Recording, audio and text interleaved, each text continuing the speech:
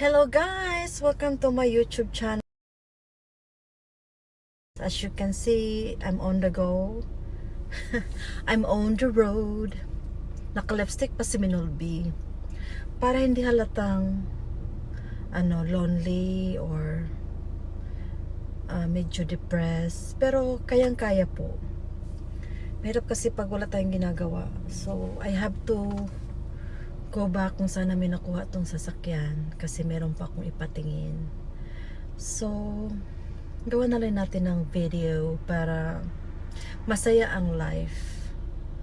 So, it's election day po dito. I did alam mo, mag-video sana ako nung nakuha ko yung nag-fill up ako ng election yung nag-fill up ako sa balot ko. Pero it's just happened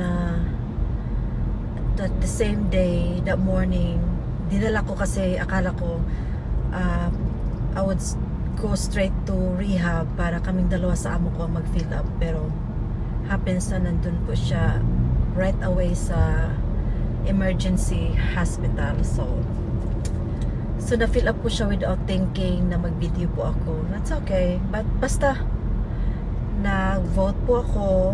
So gusto kong maging presidente dito sa US. And proud ako sa decision ko. So we'll wait and see tonight. Kasi madali lang po ang resulta ng election dito. Yan, email ko po yung aking ballot kasi pwede ron dito. Hindi yan pwede sa Pilipinas. Alam nyo na yan. Bakit hindi pwedeng may mailing ballot?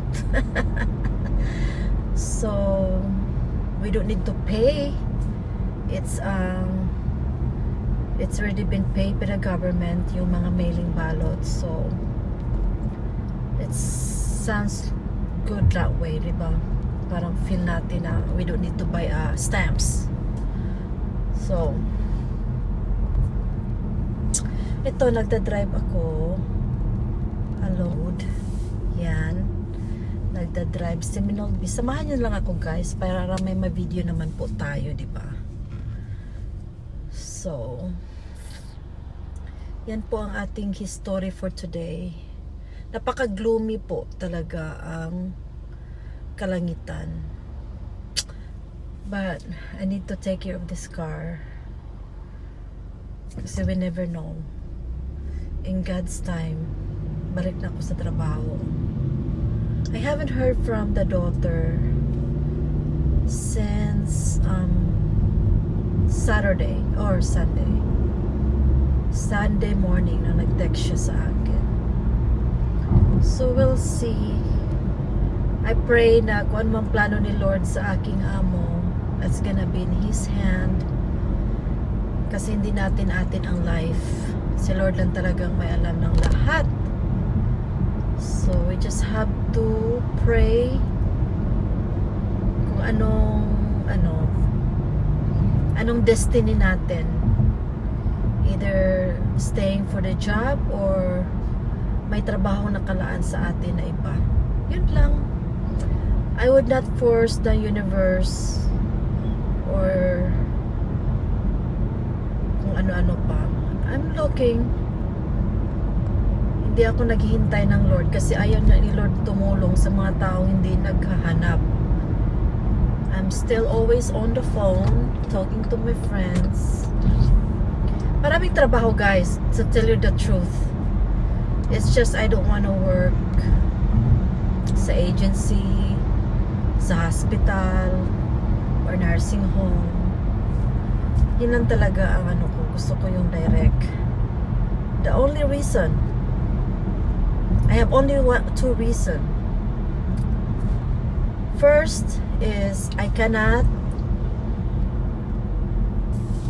hindi ka pwedeng magbakasyon the way you want to pag dyan ka nagtrabaho sa mga sinasabi ko. Any company, you will not approve or i-approve mo lang is 1 week or 2 weeks. Yun lang talaga. That's the reason why nag-direct ako ng mga trabaho. Kasi as long as I can find a fill-in caregiver for me while I'm gone, nandyan, makahanap tayo. Pero sa mga hospital, nursing home, or any company, it's hard to take a long vacation. Hindi ka ma-approve, hindi ka payagan. So, yun lang. Tapos, ang tagal ng payday, every 2 weeks. Yun. Yun ang ayoko. I've been doing that for so many years. Yes, and then nag-decide na po sa sarili ko na I will work direct. So, I'm sure there's something out there for me. Talagang nirealize na talaga ng Lord yung sarili ko kasi wala talaga ako masyadong tulog nung nagtrabaho ko, guys. Tapos kailangan ko mag-sleeping pills talaga. Diba? So, see ya! Lapit na po tayo, guys, sa castle ng Volkswagen.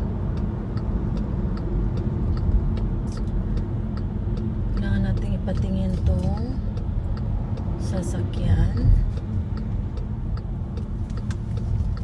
Ano nangyayari? Service. Akala ko does it need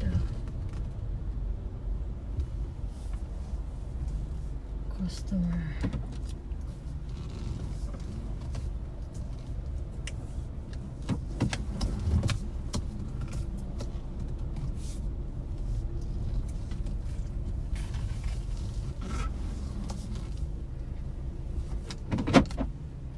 So, nandito na po tayo. So, tingnan natin kung anong nangyayari. Yes, nandito po tayo sa castle Volkswagen.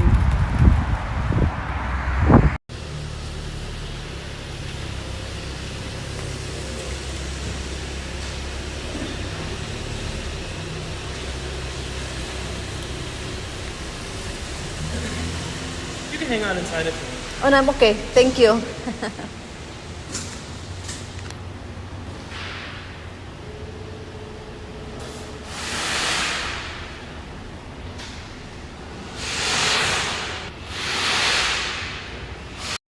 Po ang ating sasakyan. Tinitingnan nila, guys. I-reset lang daw kasi it's showing change oil.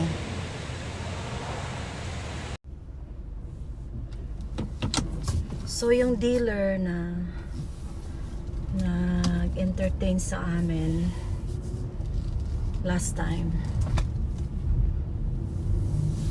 talagang napaka-consistent talaga siya. Super bait.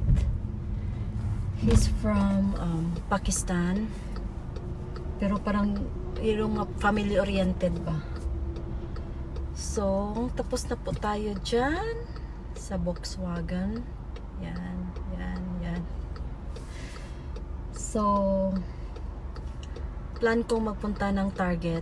Samahan nyo rin ako, guys, para susulitin na natin ang ating video. See ya!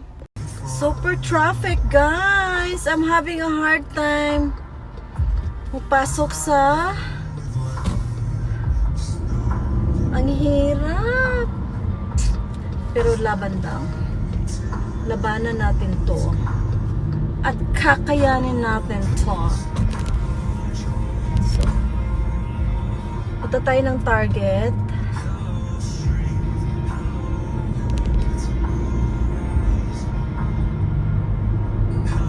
Hindi pa dito, doon pa sa kabila.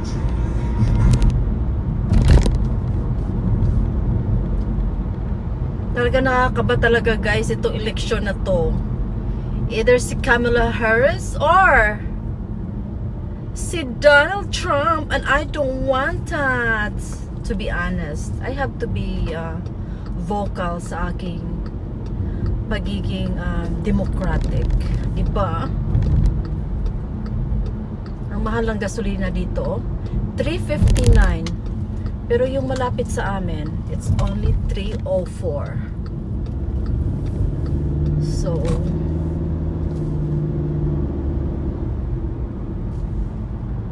See ya guys. Nakikita niyo yung taong na yan na lumapit sa sasakyan. Naghihingi po siya ng tulong ng mga ilang, kahit na anong hinihingi po, cash ata. Usually yung mga nanghihingi dito cash. Sorry guys ha, pero sa dami kasing trabaho dito guys, it's really easy to get a job. Very easy to get a job. Ayan. Ayan siya. Nagdala pa siya ng bulaklak. It's very easy to get a job. It's just, you just have to apply. Kaya, hindi talaga ako nagtulong talaga ng mga ganong klaseng tao. Kasi dito sa US, you will find a job very quick. Everywhere you go, may hiring po. So, imposible namang hindi makapagtrabaho pag hindi ka lang tamad. So, usually yung nandyan po sa streets, so nangingi ng pera, is people just got out from jail na hindi na siguro sa ma-accept ng family nila o wala na silang matirhan. And then, meron naman pong government talaga na tutulong. At ang problema rin, ayaw din nila kasi may hangganan po ang tulong ng government. They will help you find a job. Hindi forever magkaroon ka ng food stamp at cash aid.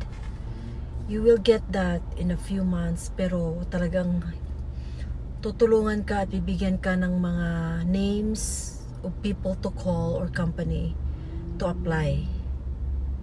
Kung tamad ka, hindi mo gagawin yun. So, meron talagang homeless po dito sa US. Because they choose to be like that. Kasi wala talagang rason na magka-homeless dito sa US. Kasi daming trabaho po. Tapos, may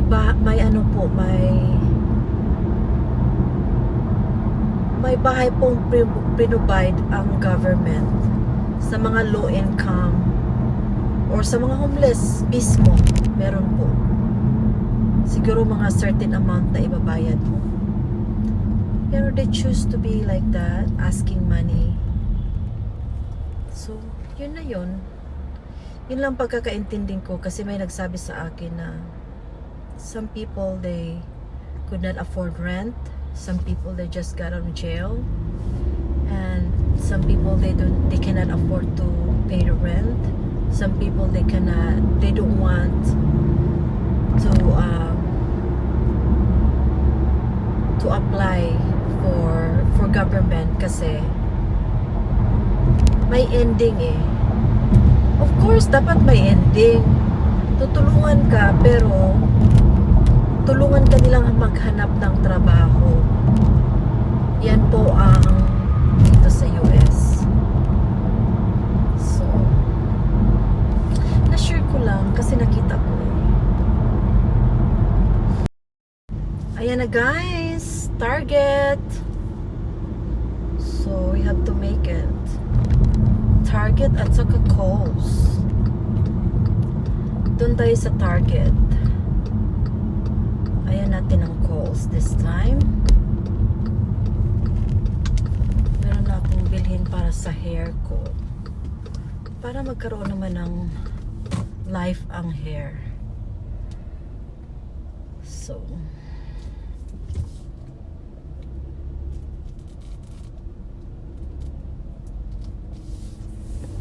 di gaya ng Pilipinas pag araw ng election, talagang busy ang mga tao sa natanggap nilang pera. Wala dito guys.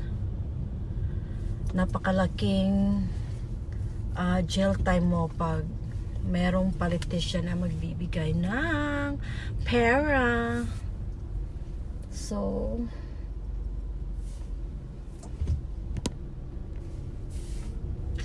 ganyan po dito. Ano nangyayari sa kanya? Chicken. Hirapan siyang guys, tingnan niyo siya. Hirapan siyang sa cart niya. Ganun talaga ang life. Diba? Yung dog nila, dinala na sa pet shop, pet stop, para magpag-groom. Yan po kamahal ang mga pet dito. Shoutout nga pala kay Lalang at saka kay Tata na magbigay sa akin ng pangmalakasang dog. Beautiful dogs. Gwapo na dogs kasi mga lalaki. I'll be forever grateful kasi mahirap hanapin ang ganyang klaseng breed na dog. Kaya I'm so glad na bibigyan nila ako na pangbahay talaga na dog, hindi pang out. So dito na po tayo sa parking. So punta po tayo sa loob ng Target. Tingnan natin kung meron tayong mapili doon, mapupusuan. Char, pupusuan talaga. So yes, basta po tayo. Ang laki ng truck na to.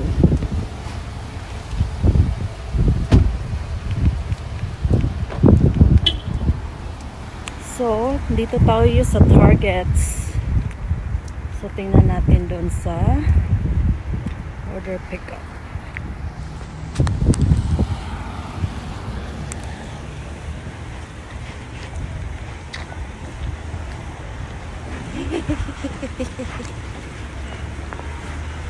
Dito po tayo sa my Target.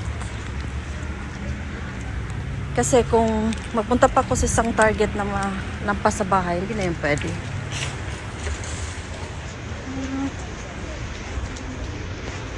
So, ganito lang mag-video para social. In and out. So, hanap tayo ng for hair.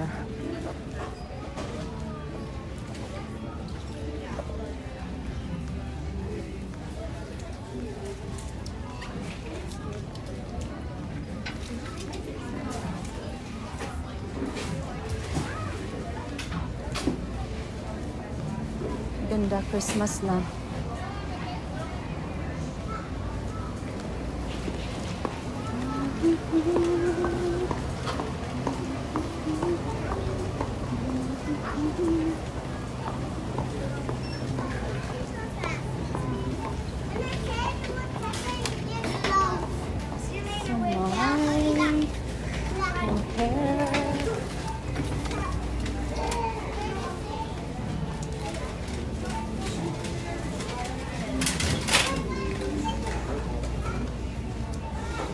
So, dito po tayo sa Ulta. Oh.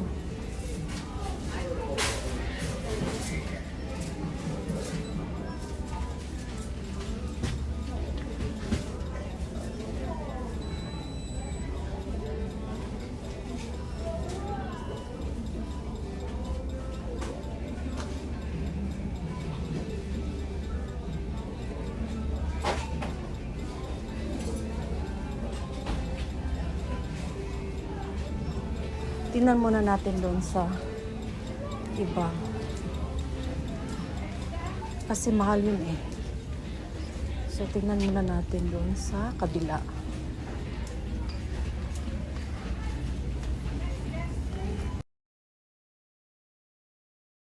Pili natin. So, cash.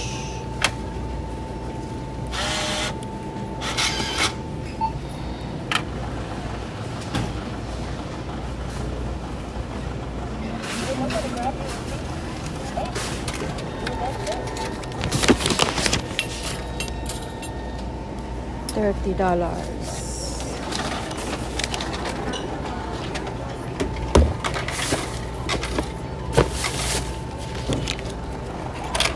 My coins.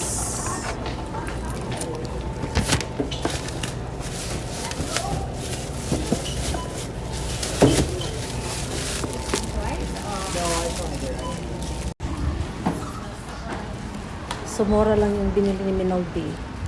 60 something. $62. At saka ceramic para safe yung hair mo. So, hindi masyadong malamig. Okay lang. Super gloomy, guys. Dito na po tayo sa ating may water sa sakyan. So, may water talaga.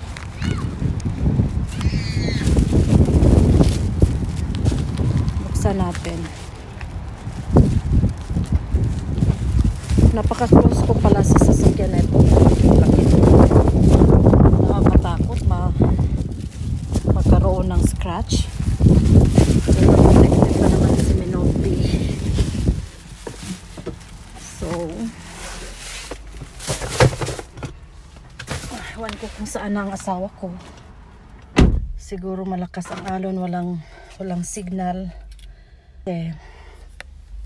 Tumawag siya kagabi. Inon ko lang. Tapos balik tulog si Minolby. Kasi naantok talaga ako kasi nakainom na ako ng sleeping pills. Hindi ko alam na sa $100, 30 something lang yung balik. So, uwi na tayo, guys. Kasi kailangan tayong malayo sa store. Gusto ko sana magpunta ng ibang store pero parang may nagsabi sa akin wag muna, Mary.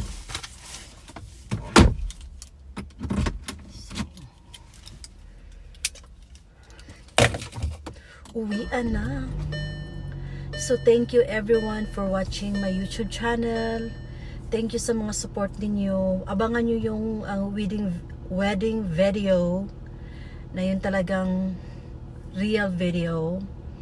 Nandyan na po sa kamay ng kapatid ko. So, i-hand over to yun niya kay Aljen. So, please do watch that kasi meron pong pasorpresa ang asawa ko. Yun ang sabi niya. So, let's wait for that. And thank you nga pala kay Aljen. Thank you, Aljen, sa walang sawang nag-upload, nag-edit ng aking video. Thank you guys so much. God bless everybody. Stay healthy.